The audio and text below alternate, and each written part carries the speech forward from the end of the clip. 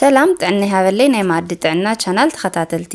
ብዛዕባ ጥዕናኹም ድሕር ትግደሱ ብዛዕባ ጥዕናኹም ብዙሕ ነገር ክትፈልጡ ድሕር ትደልዩ እዚ ቻናል ትክክለኛ ንዓኹም ዝኸውን ቻናል እዩ እዚ ቻናል ሓደሽቲ እንተኾንኩም ሰብስክራይብ ብምግባር ጀምሩ ሎማ ኣንቲ ብዛዕባ መናቱ ከመይ ይፍጠሩ ክንደይ ዓይነት መናቱ ከለው ኣገረምቲ ሓቅታት ብዛዕባ መናቱ ኢና ክንዘራረብ ክሳዕ መወዳእታ ሓቢርኩም ንጽንሑ ቅድሚ ብዛዕባ መናቱ ምዝራራብና ግን ብዛዕባ እዚ ኖርማል ጥንሲ ንእሽተይ ንረአ ዝኾነት ጓል ኣንስተይቲ ኩሉ ግዜ በብወርሑ ካብ ኦቫሪ እንቋቑሖ ትለቅቕ እያ እዛ ጓል ኣንስተይቲ ርክብ ምስ ትፍጽም ምስ ናይ ወዲ ተባዕታይ ስፐርም ወይ ከዓ ዘርኢ ክራኸቡ ከለው ጥንሲ ይፍጠር እዚ ድማ ንዓበይ ክኸድ ከሎ ቆልዓ ይኸውን ማለት እዩ መብዛሕትኡ ሓንቲ እንቁላሊሕ ምስ ሓደ ስፐርም ወይ ከዓ ዘርኢ እዮም ዝራኸቡ ሓደ ግዜ ግን ዘይተሓሰቡ ነገራት ይፍጠሩ እዮም እንታይ እዮም ዝፍጠሩ ዝብል ምስ ንርኢ ድማ እቲ ናይ መጀመርታ አይደንቲካል ትዊንስ ወይ ከዓ ኩሉ ነገሮም ማዓረ ዝኾኑ መናቱ እዮም እዞም ኩሉ ነገሮም ማዓረ ዝኾኑ መናቱ ሞኖጃይኮቲክ ትዊንስ እውን እናተባሃሉ ይጽውዑ እዮም ከመይ ይፍጠሩ እንተልና ድማ ሓንቲ እንቋቑሖ ምስ ናይ ሓደ ወዲ ተባዕታይ ዘርኢ ክራኸቡ ሞ ካብኡ ዛ እንቋቑሖ ክልተ ትምቀል እዚ ማለት ካብ ሓንቲ እንቋቑሖ ክልተ ቆልዑ ይፍጠርሎ ማለት እዩ ነዚ እዩ ድማ አይደንቲካል ትዊንስ ወይ ከዓ ማዓረ መናቱ ንብሎም ኩሉ ነገሮም ማዓረ ቁመት ማዓረ መልክዕ ማዓረ ሕብሪ ቆርበት ክዝህልዎም ብተወሳኺ እውን ማዓረ ዲኤንኤ ዘለዎም ኩሉ ግዜ ድማ ማዓረ ጾታ እዮም ዘለዎም ማለት እዩ ወይ ክልቲኦም ኣወዳት ወይ ድማ ክልቲአን ኣጓላት ይፍጠሩ ማለት እዩ ኣብዚ ክንፈልጦ ዝግባእ ግን ዋላ ማዓረ ዲኤንኤ ይሃልዎም ዝተፈላለየ ፐርሰናሊቲ ወይ ከዓ ዝተፈላለየ ማንነትን ባህርያትን ክህልዎም ይኽእል እዩ ካልእ ድማ ብዙሓት ተመራመርቲ እዚ ኣብ ክልተ ዝምቀል እንቋቑሖ ንምንታይ ምዃኑ ክፈልጡ እንተመከሩ ምንም ዝተጨበጠ ምክንያት ክረኽቦ ይኽኣሉ እዚ እንቋቑሖ ክልተ ዝምቀል ብተፈጥሮ ዝፍጠር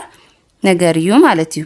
እቲ ካልእ ዓይነት ማናቱ ድማ ፍራተርናል ትዊንስ ወይ ከዓ ዘይመሳሰሉ ማናቱ እዮም ወይ ድማ ዳይዚጎቲክ ትዊንስ እውን ይበሃሉ እዞም ዓይነት ማናቱ ዝፍጠሩ ድማ ፍልይ ብዝበለ መንገዲ እዩ እዛ ናይ ጓል ኣንስተይቲ ሰብነት ብሓደ ግዜ ክልተ እንቋቑሖ ክለቅቕ ከሎን እዘን ክልተ እንቋቑሖ ድማ ምስ ክልተ ዝተፈላለዩ ናይ ወዲ ተባዕታይ ዘርኢ ወይ ድማ ስፐርምታት ክራኸባ ከለዋ ዝፍጠር ጥንሲ እዩ በሓፂሩ እዚ ዓይነት ጥንሲ ክልተ ዝተፈላለዩ ጥንሲ ብሓደ ግዜ መሓዝ ከም ማለት እዩ ነዚ ድማ ፍራተርናል ማናቱ መልክዖም በቤኖም ሓዲኦም ወዲ ሓዲኦም ድማ ጓል 50% ዲኤንኤ ድማ ሼር ይጋወሩ ማለት እዩ እዚ ድማ ልክዕ ከም ኖርማል ኣሕዋት ዝህልዎም ናይ ዲኤንኤ መጠን ማለት እዩ እዞም ፍራተርናል ትዊንስ ድማ ካብ አይደንቲካል ትዊንስ ብዝበዝሕ ይጋጠሙ ካልእ ድማ ፍልይ ብዝበለ ዓይነት መናቱ እውን ኣለዉ እዮም ንኣብነት ሚረር ወይ ድማ መስትያት መናቱ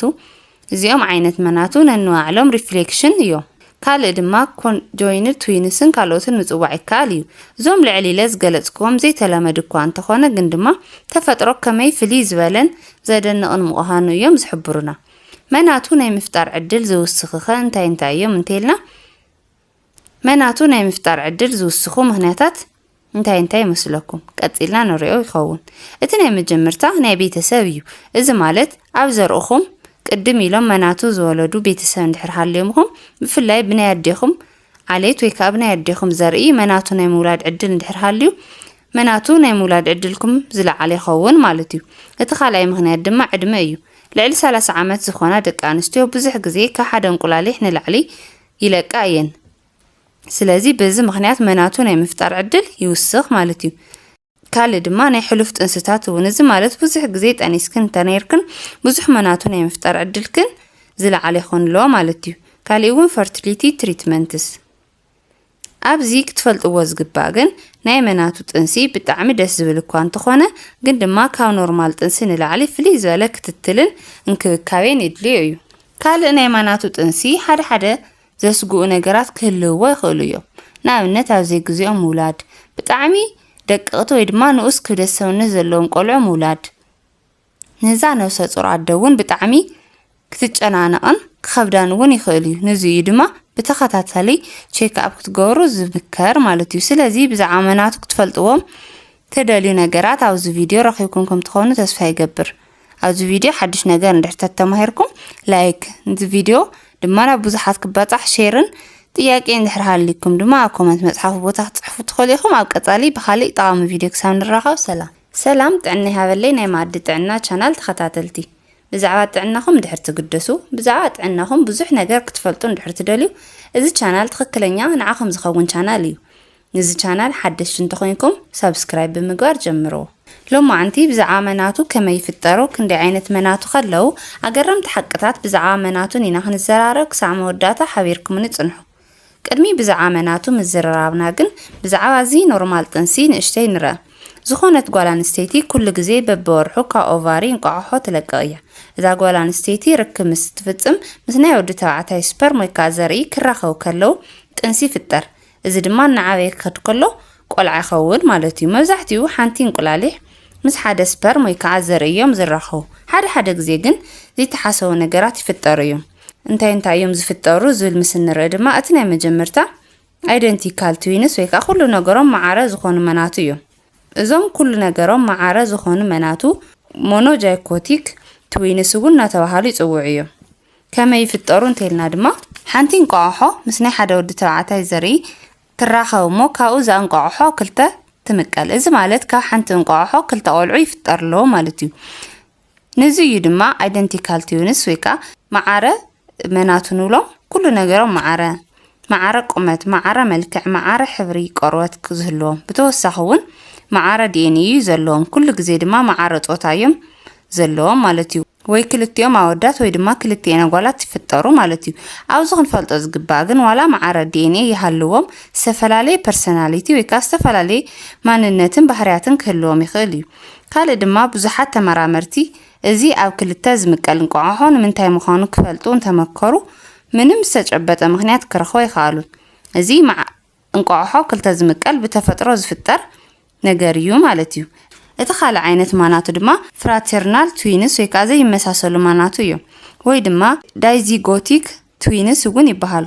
እዞም ዓይነት ማናቱ ዝፍጠሩ ድማ ፍልይ ብዝበለ መንገዲ እዩ እዛ ናይ ጓል ኣንስተይቲ ሰብነት ብሓደ ግዜ ክልተ እንቋቑሖ ክለቅቕ ከሎን እዘን ክልተ እንቋቑሖ ድማ ምስ ክልተ ዝተፈላለዩ ናይ ወዲ ተባዕታይ ዘርኢ ወይ ድማ ስፐርምታት ክራኸባ ከለዋ ዝፍጠር ጥንሲ እዩ ብሓፂሩ እዚ ዓይነት ጥንሲ ክልተ ዝተፈላለዩ ጥንሲ ብሓደ ግዜ መሓዝ ከም ማለት እዩ ነዚ ድማ ፍራተርናል ማናቱ መልክዖም በቤኖም ሓዲኦም ወዲ ሓዲኣ ድማ ጓል 50% ዲኤንኤ ድማ ሼር ይጋወሩ ማለት እዩ እዚ ድማ ልክዕ ከም ኖርማል ኣሕዋት ዝህልዎም ናይ ዲኤንኤ መጠን ማለት እዩ እዞም ፍራተርናል ትዊንስ ድማ ካብ አይደንቲካል ትዊንስ ብዝበዝሕ ይጋጠሙ ካልእ ድማ ፍልይ ብዝበለ ዓይነት መናቱ እውን ኣለዉ እዮም ንኣብነት ሚረር ወይ ድማ መስትያት መናቱ እዚኦም ዓይነት መናቱ ነንባዕሎም ሪፍሌክሽን እዮም ካልእ ድማ ኮንጆይንድ ትዊንስን ካልኦትን ምጽዋዕ ይከኣል እዩ እዞም ልዕሊ ኢለ ዝገለጽክዎም ዘይተለመዱ እኳ እንተኾነ ግን ድማ ተፈጥሮ ከመይ ፍልይ ዝበለን ዘደንቕን ምዃኑ እዮም ዝሕብሩና መናቱ ናይ ምፍጣር ዕድል ዝውስኽ እንታይ እዮም እንተኢልና መናቱ ናይ ምፍጣር ዕድል ዝውስኹ ምክንያታት እንታይ ይመስለኩም ቀፂልና ንሪኦ ይኸውን እቲ ናይ መጀመርታ ናይ ቤተሰብ እዩ እዚ ማለት ኣብ ዘርኡኹም ቅድም ኢሎም መናቱ ዝወለዱ ቤተሰብ እንድሕር ሃልዮምኹም ብፍላይ ብናይ ኣዴኹም ዓሌት ወይ ከዓ ብናይ ኣዴኹም ዘርኢ መናቱ ናይ ምውላድ ዕድል እንድሕር ሃልዩ መናቱ ናይ ምውላድ ዕድልኩም ዝለዓለ ይኸውን ማለት እዩ እቲ ካልኣይ ምክንያት ድማ ዕድመ እዩ ልዕሊ 30 ዓመት ዝኾና ደቂ ኣንስትዮ ብዙሕ ግዜ ካብ ሓደ እንቁላሊሕ ንላዕሊ ይለቃ እየን ስለዚ በዚ ምክንያት መናቱ ናይ ምፍጣር ዕድል ይውስኽ ማለት እዩ ካልእ ድማ ናይ ሕሉፍ ጥንስታት እውን እዚ ማለት ብዙሕ ግዜ ጠኒስክን ተነይርክን ብዙሕ መናቱ ናይ ምፍጣር ዕድልክን ዝለዓለ ይኾንሎ ማለት እዩ ካልእ እውን ፈርቲሊቲ ትሪትመንትስ ኣብዚ ክትፈልጥዎ ዝግባእ ግን ናይ መናቱ ጥንሲ ብጣዕሚ ደስ ዝብል እኳ እንተኾነ ግን ድማ ካብ ኖርማል ጥንሲ ንላዕሊ ፍልይ ዝበለ ክትትልን እንክብካቤን የድልዮ እዩ ካልእ ናይ መናቱ ጥንሲ ሓደ ዘስጉኡ ነገራት ክህልውዎ ይኽእሉ እዮም ንኣብነት ኣብ ዘይግዜኦም ምውላድ ብጣዕሚ ደቅቕቲ ወይ ድማ ንኡስ ክብደት ሰውነት ዘለዎም ቆልዑ ምውላድ ነዛ ነብሰ ፁር ኣደ እውን ብጣዕሚ ክትጨናነቕን ክኸብዳን እውን ይኽእል እዩ ነዚ እዩ ድማ ብተኸታታሊ ቼክ ኣፕ ክትገብሩ ዝምከር ማለት እዩ ስለዚ ብዛዕባ መናቱ ክትፈልጥዎም ተደልዩ ነገራት ኣብዚ ቪድዮ ረኺብኩም ከም ትኾኑ ተስፋ ይገብር ኣብዚ ቪድዮ ሓድሽ ነገር እንድሕር ተማሂርኩም ላይክ ነዚ ቪድዮ ድማ ናብ ብዙሓት ክበጻሕ ሼርን ጥያቄ እንድሕር ሃልይኩም ድማ ኣብ ኮመንት መጽሓፍ ቦታ ክትጽሕፉ ትኽእሉ ኢኹም ኣብ ቀጻሊ ብኻሊእ ጠቓሚ ቪድዮ ክሳብ ንራኸብ ሰላም